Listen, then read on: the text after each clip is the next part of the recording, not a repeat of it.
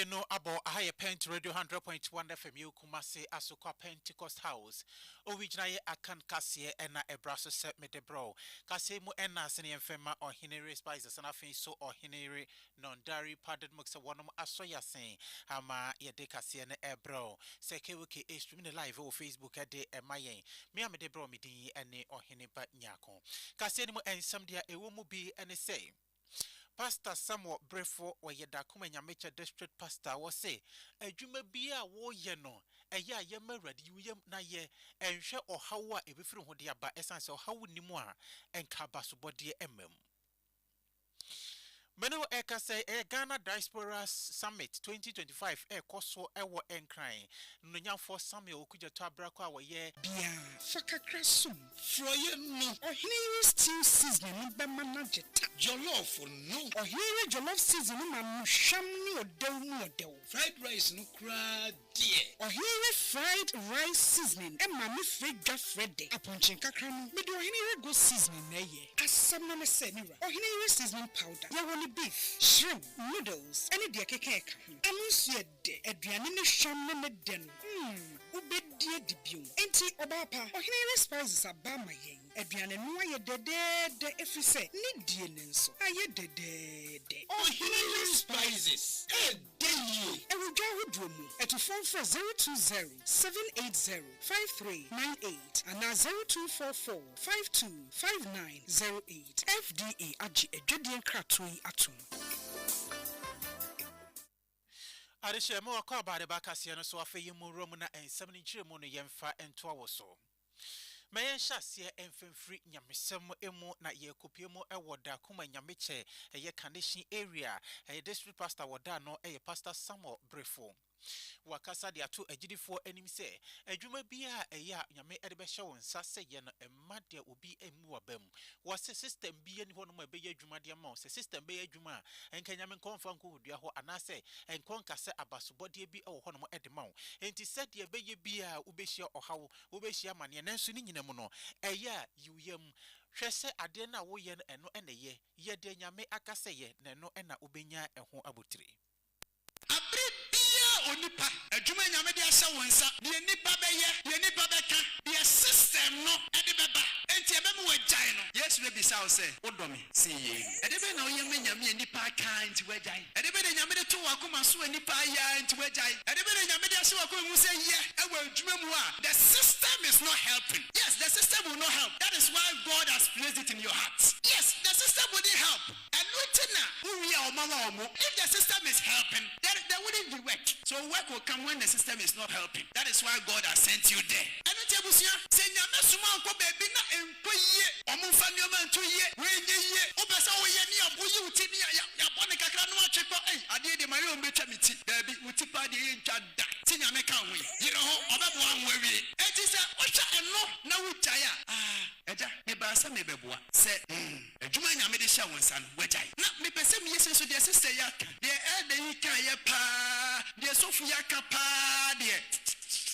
that's what they mean. I remember. Never say yes, we be say. Odomi, see ye no. Wodo mesini ye no mana enti agirifo ye hwese baby bia ye bedru anase dwuma bia ye ede amanyame no maye made ekoso emu yabam Oswafo na hwama no ne ensem so de ma omai Ghana wakasa ewo Ghana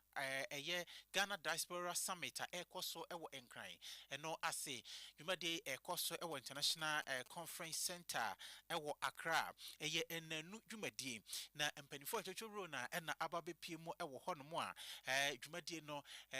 hwese ye betimi adane adwene etachira na se ohawa eye nipa hu dwade mika slave trade ede ebre eye bibimani titiru and Ghana na no na ononyamfo Samuel okuja to ablakwa nkasa yemu no watch se be se emfie adu wotwini a nipa binom sorry yes dabi yenkasa emfenti a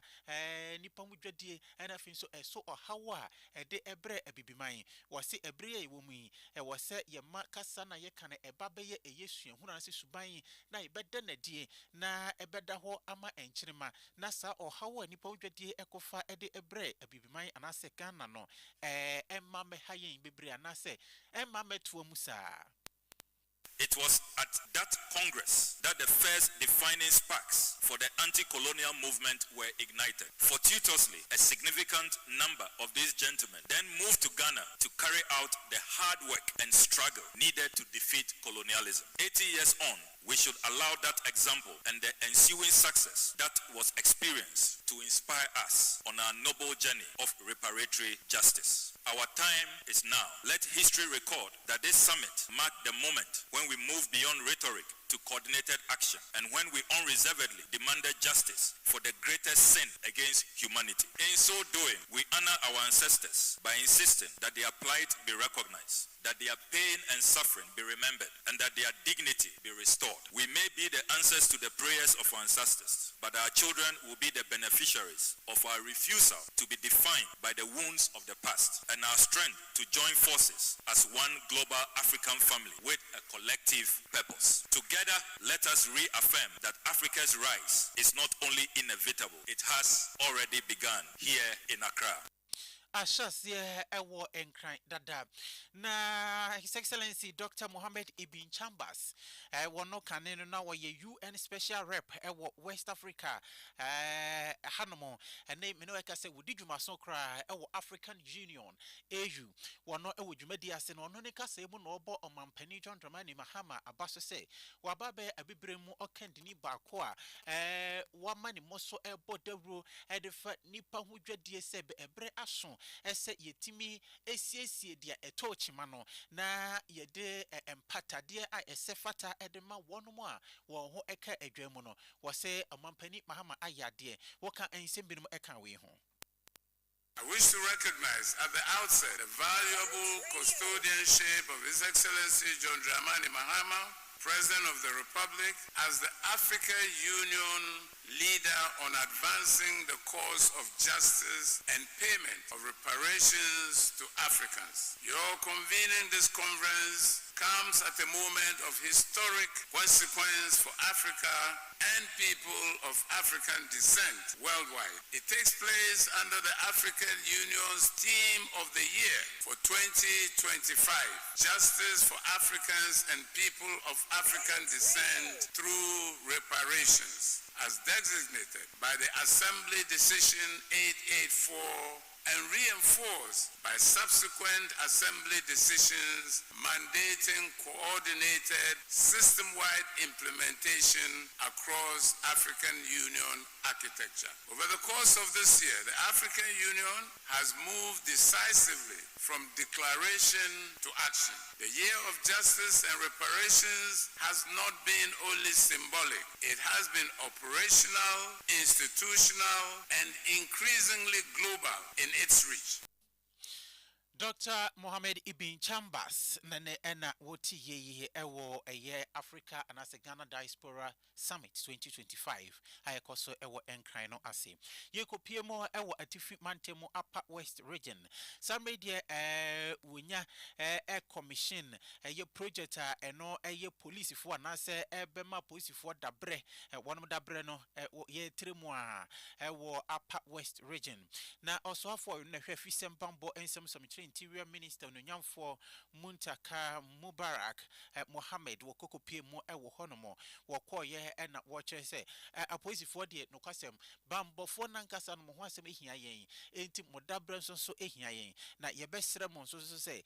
ade bi ede ebehye mo nsa no moma mani enku ho muntu ho anamompa moma ensiesie papa so enye made hia de anase masede a abrebia no mobeye ensiesie esanse adankra ene ede ema ya bind ya nenso mo na motim enti ya mo ma ehu hia mo na mo ma ne siesie nso ehia mo. We are fully aware that the well-equipped police officer must also be a well-accommodated one. That is why we are rolling out a comprehensive program to improve the residential condition of officers across the country, from Accra to Bolotanga, from the coastal barracks to the hinterland. Government is mindful of the sacrifices made by our brave men and women in uniform, and we are determined to give them dignified, suitable accommodation that matches the weight of their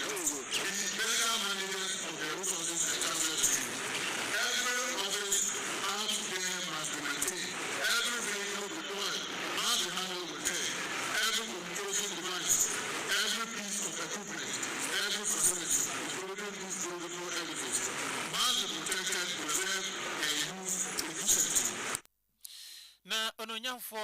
Muntaka Nano Esi and Upper West Regional Minister Yonunya for Charles Lawanga Puzuin wano eda eye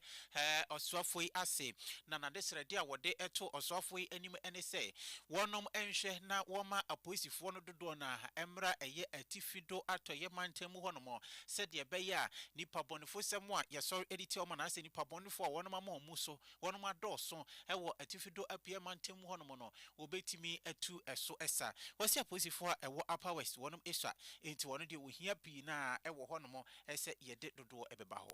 Honorable Minister for the Interior, I humbly appeal that as the Facilities Commission, the Ministry ensures an increased deployment of personnel, trained, motivated, and adequate resources to match the growing security needs of the region.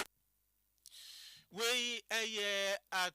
Tifido atoye mante muswafu no nyamfo Charles Lwanga nene enonom na yemo emfa enwramwen aposifo ede krata aba abonten ne yi amene okase ye nipa miensa yaso wono panchi nipa miensan no wono bone a wono madie ni se wonom enam abefo internet so ena wo bon krofo krono a wo bon krofo no chese wonom create page bi ebo Facebook ndi ekeka ho a nipa miensan wonom yi won ho se baako ese wono na ye speaker of parliament ononyamfo abanbabin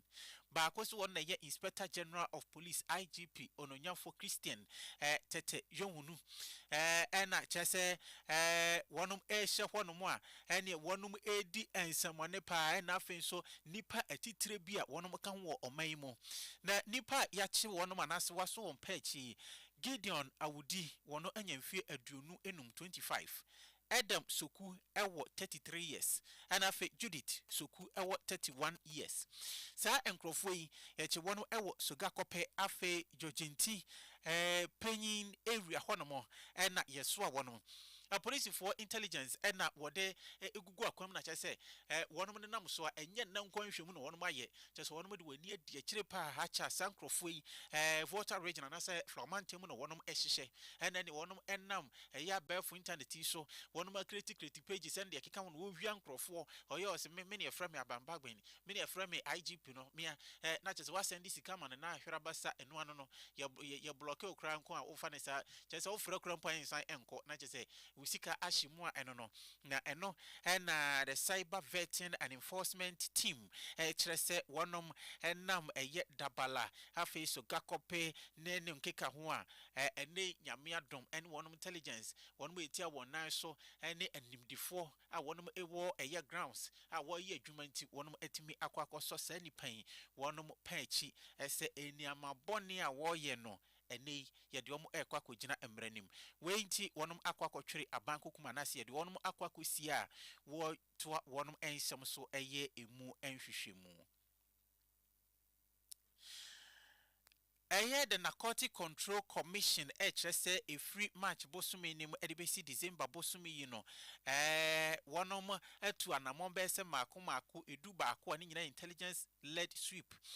we no no wodi ni nyina eba awiye no nipa mako oha ene adusia miensa 163 ena chese wonom enwo ebo enruboni hu dwadie emu epa na ensem yi no PNCO Francis Opoku Amwa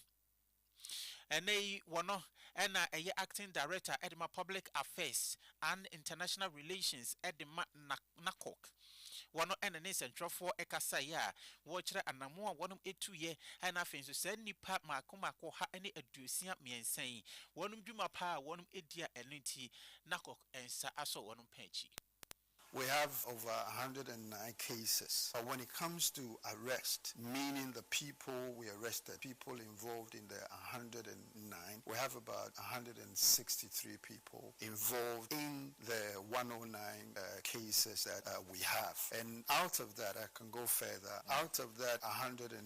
we have close to 50 that have stages in the prosecution. So currently, different levels, different courts, we have close to about 50 cases that is currently pending. And hopefully, we hope that by next year, all these cases will be dealt with so that we can have our convictions and we can have those people that the courts will say that, yes, you can go home. You don't have any question to answer. But let me also go further and say that so far, we have about 5 convictions out of the cases that are currently in court. And those people are serving a sentence ranging from 6 years up to the maximum 15 years as we speak now. Yes, I will say that when you look at the figures compared to last year, I will say that yes, the figures are declining. The figures are coming. One editor to a few chemu on betimi akase so te one more she suma say no bone who dready nothing so a who near my yeno so te enesa eno ena wode etu edwano na my yen to asway na yingremu ewo immigration one of some swakachi wada dwumade bi edi we know or say strengthening border control enti war power eho entoma no mpanifo bebre hekokopie mo ewo atifi mantemo eho no mo na dwumade ya war power eho owura kojo womot wono immigration and border management officer wono ena ene omamfo no ekasa ye ema ne da adwempo edi anasa adwempo a etadwumade no echi edi na eno no woche wono mo hwehwe mu wono mo ye kakra no dia ababedadwa ena afin so anamonti a eka ho anasa de nti a ehye wono encourage wontu sa anamon bia wonfa enhye Croching engwa kwamo said dear Baya nipa one ewura yemamu a enam emra kwan so na ebimu eba na child trafficking and afensinia mabone no obetimi atuso sa we eyura kwajo womot. Now, it came up that from the border management agencies reporting that around 69% report frequent undocumented crossing. So it buttresses the point that this is a challenge. Now, the perception study was also validated during town hall meetings within the communities. We presented the findings of this survey to the community members to ascertain whether this was the real truth and whether the findings reflected the true happenings on the ground. Na eno echino ena Controller General of Immigration Ura Samuel Basinteli Amadu watcher say enkro nititiru enketwa a wonum ewo yahye so yeboda nano na afenso wonum a ewo empoano no wonum a ewura wo mayimu ayinamra kwan so no wonum ba ehwo na wonum di kan ewura sa enkro yi ni omanfo wonum tete sa enkro yi mu yi no wonum na enim wonum na ehu wonum na ete eniamabone a ekoso na afenso enyuma wenum ebabeye enti so wonum etoto eniama sa de beya obetimi ayi sa eniamabone ede firo no a wontimi enyi sa kromafo no emfiri mu de biarada enti ewose wode sa kromafo ehyem na ode omo efa enkyerkyere ene entitiye mu sede ebeya wonom ebetimi atia eyempanifo nan so ewo eniama bi ho. Community members, particularly in border and coastal areas, are indispensable allies. They are often the first to observe irregular migration, human trafficking, and other transnational crimes. Their cooperation and trust are therefore essential to effective border management. One more and you mufrima in ye cry. Effective management in a day, you mufrima in ye. Afe ma yen twice way. Ora Joe Jackson, one chief executive officer, Emma Delex Finance. What they are to jar actually say afimu ye pempani for pa nanke abo one mabaso one my yadie at the fa a Ghana and canqua isika sem and one. Unipa mi no bebo mudi your swaf one if he sika sem eswo on a young for Dr. Kesa ato forcing and afin so a year a man cradwa no edda Ghana sika crabia time Bank of Ghana Dr. Johnson Esiama or bebo one mabasopa one money emphasize sabasubadina enfema one say ye kapa say empanifu no one adre Ghana ho edia sen one man kasa one edim pe anase one ahunya de was say Ghana yesika sem etimi edru baby na se gina ne nice ye akwakoto track ne so pepepa sampanifo yemfa ehho enase ne yemfema wonom was one madi won huni papa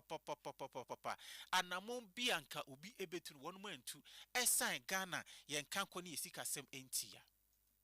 Two people stand out, and I will nominate Men of the Year. One is the Minister of Finance, Dr. Atukasi Fosun. The second is the Governor of the Central Bank, Ms. Yama. Without doubt, any improvement we've seen in this economy over this year, and we're talking about the things that have shaped, you cannot take away the discipline that these gentlemen have exercised and the balancing act that has taken us to where we are. These two men have chosen discipline over populism, and what they have wrought is not a miracle. It's just stability. But look at how different the numbers are today. And it's just the two of them. I would, without doubt, vote them as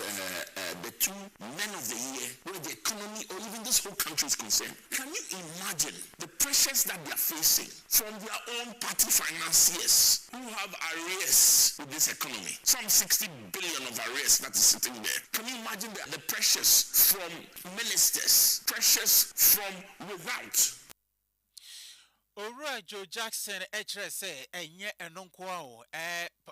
sa empenifo mienu no. Se wo bo won mabaso wo keka ni nyina no. Wo say si e kan no discipline sa ahuni nie pa eye enkrofo yi. Esan say nanka eka bi wo ho na se sika bi ananka wo sa ban etua edema wo hwe empenifo bi anasa market se bi te se US nanso me se da bi eduru ba bi a da bi yemfa ha sei yenyi we emfemfiri mo enu to wo se na million funding Ghana have lost access akwanya ye firi ho ne nyina ekire se anamon bi a wonum etuye na wei eye anamon papa a wonum etuye.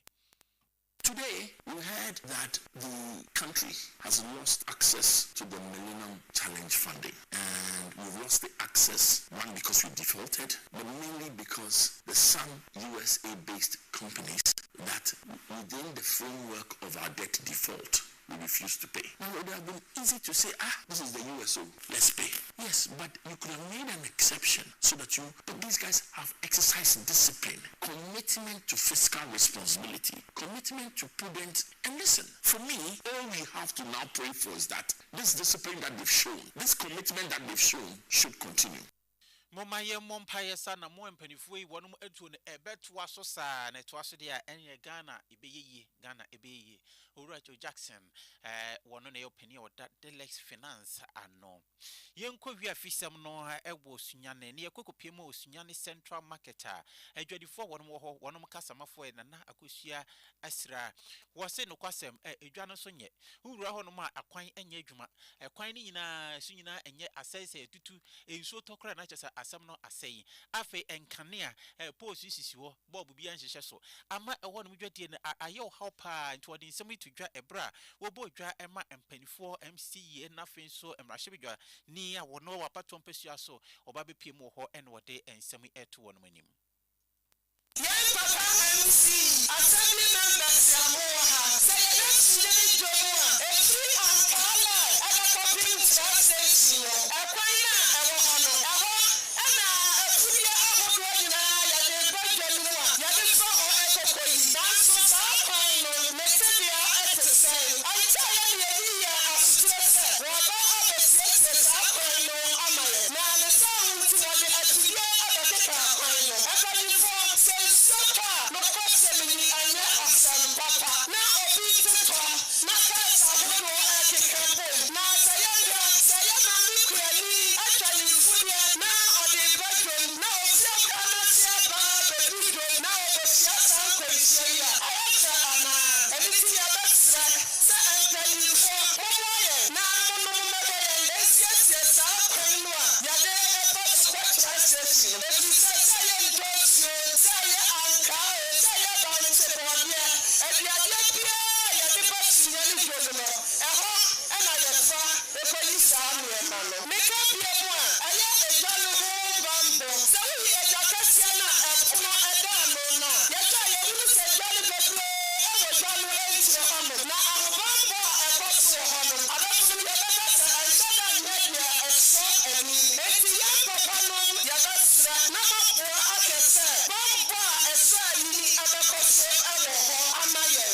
Yada say na dwumadi ya se no na ononyamfo Vincent Entwi Ajay Sunyani East abankra chipani mi kire MC no ono so e wo ho no no kire se obetu ho anamo wane mpanifo etu ho anamo se de beya sunya ne edwa no obesiesie na enkanea ebeba ho ase enokre ese enkane ni wonu esum nko a eye ne nipa bonefo kra no wonom enya kwanya efa ekwan foforo so ema wo ba bedi wo munya enti obehwe na waye de sefata nyina When Bia Sua, you make a contractor on back to site. I'm a wabisha Jumedina, you make a amana de Bia, your own and then Abisiano. Any woman who will be Bria, Yasha, ye, Mompa, entire. Na sadi MPK ya na woke twemu ye ba pro enante municipality ni constituency ni pa school da odo health centers e ko sisi ni ade enfie bebre ni sa na ye nyina ye hu empumfu ayashasi ti ba bo ye besere mo se mo pa ita echi meti ye wo bi mo ye bo se contractor no aba maso a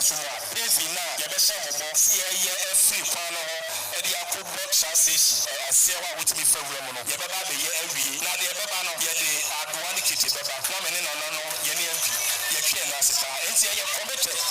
ye baba abewie ye mfa ye nsa meka bia ye begya ato okra enti ye wo hyehyɛ kakra minute ye wadu mo no mo bo se contractor beba na ma me no so ati asɛmde na ye sa baba besra mo bio aha ye bo apo kakra ka mre pɛ me giri se di onya ne wia afi e besim January na mo no me ne ye mpinyina ne mpanyifo ye baba ne abesra ma me no ne ya ba ntra mo nkyɛ ne ye dika ne wo se de adwade esiko